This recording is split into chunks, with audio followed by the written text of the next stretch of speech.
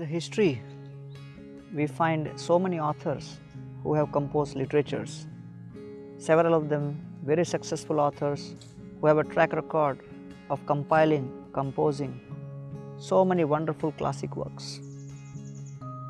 One name amongst such powerful authors is that of Vyasadeva.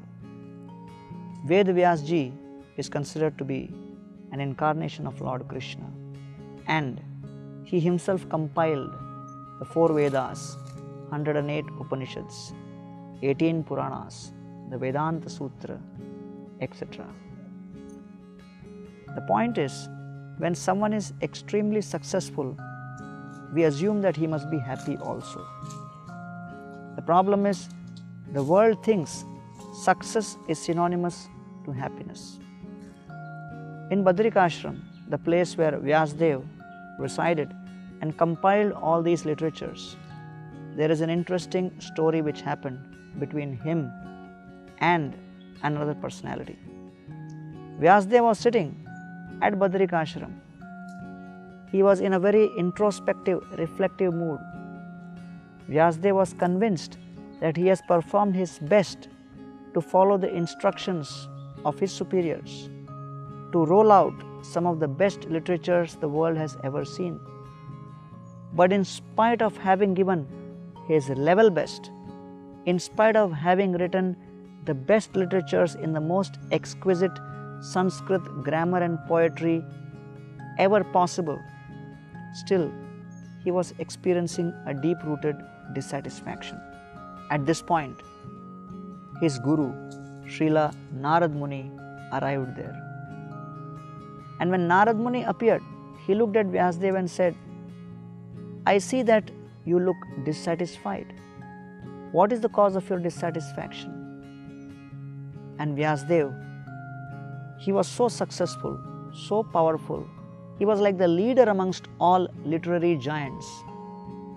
And many times we become prisoners of our success, in the sense that when we become successful, we feel it is so difficult for us to share authentically, realistically, what are the emotions we are actually going through. But to Vyasadeva's credit, he was so honest, he was so down to earth in front of someone he could trust, which was Narada Muni. And he explained to him that actually I am experiencing great dissatisfaction and I am unable to understand the cause for it, because I have accomplished everything which could be expected from a literary person. Tathapi batame dahyo hi atma naivatmana iva asampanna iva bhati brahma varchasya sattamaha naishkarmyam apyachyuta bhava varjitam nashobhate jnanamalam niranjanam kuta punam shashvad abhadramishware nacharpitam nat apyakaranam. Narad Muni explains that actually the reason you are suffering is because although you have compiled all these literatures, you have not directly glorified Krishna and his deeds in your works.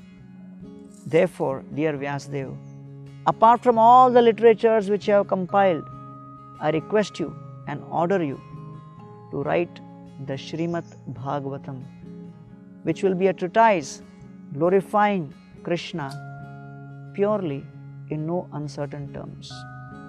Therefore, on the instruction of Narad Muni, Vyasadeva started writing the Srimad Bhagavatam, and thus the Srimad Bhagavatam was presented in response to a very honest dialogue between a very successful author who still felt he required to take shelter of a spiritual teacher like Narad Muni.